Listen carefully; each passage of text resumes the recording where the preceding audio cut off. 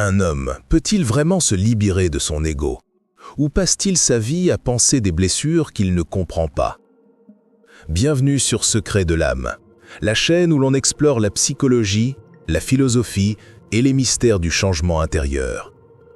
Aujourd'hui, nous allons parler de ces blessures invisibles qui gouvernent nos émotions, nos amours et nos choix. Les 6 blessures de l'ego selon la psychologie stoïcienne. Car dans cette sagesse ancienne, l'ego n'est pas un joyau à polir, mais une coquille à fêler. Et c'est souvent au moment où elle se brise que la lumière commence à passer. Bienvenue sur Secrets de l'âme, la chaîne où nous explorons la psychologie, la personnalité et le comportement humain. Ici, une question guide nos vidéos. Peut-on vraiment changer? Abonnez-vous et découvrons ensemble les clés de l'âme et du changement. Les stoïciens disaient que la souffrance humaine naît d'un triple malentendu: le désir, la peur et l'opinion. Première blessure, le désir. Je n'existe que si je possède. Nous voulons posséder l'amour, le succès, la reconnaissance. Mais chaque « il faut que nous prononçons devient un clou planté dans notre paix intérieure. Épictète disait « Ne demande pas que les choses arrivent comme tu le veux, souhaite qu'elles arrivent comme elles doivent arriver, et tu seras heureux. » Le stoïcien ne nie pas le désir, il le transforme. Il passe du désir d'obtenir au désir d'être. Deuxième blessure, la peur. Je n'existe plus si je perds. Nous craignons de tout perdre, la santé, l'amour, la sécurité. Mais plus on craint, plus on se rétrécit. Marc Aurèle écrivait « Ce que tu crains, tu l'attires ». Et Sénèque ajoutait « Il n'est pas mort celui qui a appris à mourir ». La peur naît du refus du changement. Celui qui apprend à laisser aller découvre que la liberté commence là où la peur s'arrête. Troisième blessure, l'opinion. Je suis ce que les autres pensent de moi. Combien d'âmes vivent à travers le regard des autres? On se façonne un masque, puis on oublie qu'on en porte un. Sénèque avertissait: combien de gens sont devenus esclaves de l'opinion de ceux qui ne les respectent même pas? Le stoïcien apprend à s'aimer sans miroir. Il devient son propre témoin. Les stoïciens anciens parlaient d'illusions. Les psychologues modernes, eux, parlent de blessures. Et lorsque les deux se rencontrent, naît une cartographie de l'âme.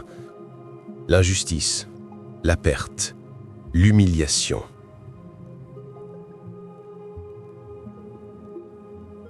Quatrième blessure. L'injustice. On ne reconnaît pas ma valeur. L'ego se crispe quand il se sent lésé. Ce n'est pas juste. Mais Épictète rappelle: ce ne sont pas les événements qui troublent les hommes, mais leur jugement sur les événements. Le monde ne nous doit rien. Ce que la vie nous refuse en équité, elle nous offre en lucidité. Marc Aurèle disait « Le meilleur moyen de se venger d'un ennemi, c'est de ne pas lui ressembler. » La paix naît le jour où l'on cesse de réclamer réparation et qu'on choisit la vertu à la place. Cinquième blessure, la perte. On m'arrache ce à quoi je m'identifiais. Perdre un être, un statut, une santé, c'est sentir qu'une partie de soi s'effondre. Mais le stoïcien se rappelle que tout ce qui peut m'être ôté n'était jamais mien. Sénèque disait « Tout ce que tu as est prêté, même ta vie. » La douleur est réelle. Mais la souffrance, elle, dépend de l'attachement. Quand on lâche la possession, on retrouve la présence. Sixième blessure, l'humiliation. On me rabaisse. L'humiliation, c'est la honte sociale, le sentiment d'être jugé, déclassé. exposé. Mais le stoïcien trace une ligne claire.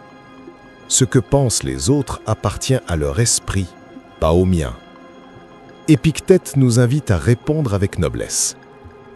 Si quelqu'un te méprise, c'est son âme qui est malade. Pourquoi vouloir guérir son mal par le tien? Celui qui reste fidèle à sa conscience devient invulnérable. Le lion ne se soucie pas du regard des moutons. 6 blessures. 6 miroirs de l'ego. Le désir, la peur, l'opinion. L'injustice, la perte, l'humiliation. Chacune nous invite à la même sagesse.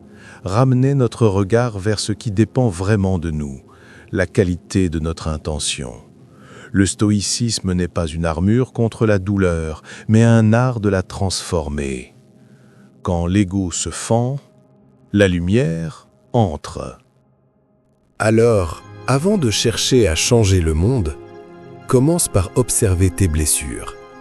Elles ne sont pas des faiblesses, mais des portes vers la conscience. Si cette vidéo t'a éclairé, abonne-toi à Secret de l'âme. Chaque semaine, nous explorons les chemins du changement, de la sagesse et de la guérison intérieure. Parce que comprendre l'âme humaine, c'est déjà commencer à la transformer. Bienvenue sur Secret de l'âme, la chaîne où nous explorons la psychologie, la personnalité et le comportement humain. Ici, une question guide nos vidéos. Peut-on vraiment changer? Abonnez-vous et découvrons ensemble les clés de l'âme et du changement.